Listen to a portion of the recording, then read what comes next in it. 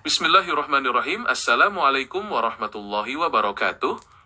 Surah At-Takwir adalah salah satu surat di dalam Al-Quran yang memiliki kedudukan penting dan menempati urutan ke-81 dalam susunan Mushaf Al-Quran.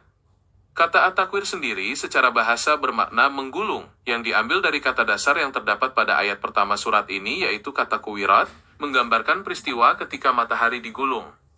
Surat ini termasuk ke dalam golongan surah Makkiyah, karena diturunkan di kota Mekah sebelum Nabi Muhammad SAW hijrah ke Madinah. Jumlah keseluruhan ayat di dalam surah At-Takwir adalah 29 ayat.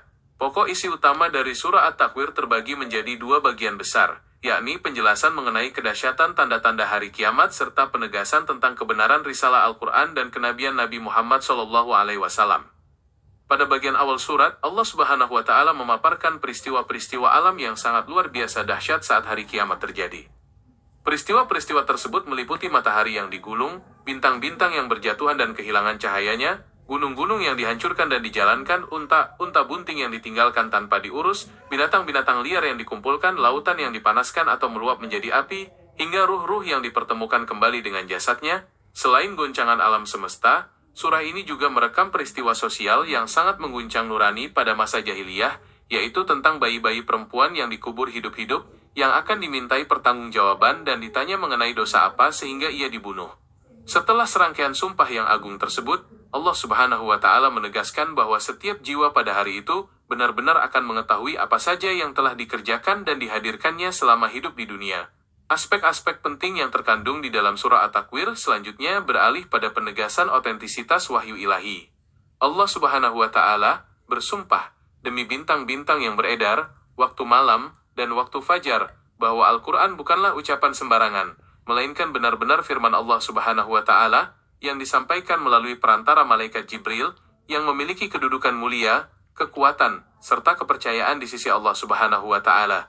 Surat ini juga sekaligus membersihkan nama baik Nabi Muhammad SAW dari segala tuduhan kaum kafir Quraisy yang menyebut beliau sebagai orang gila.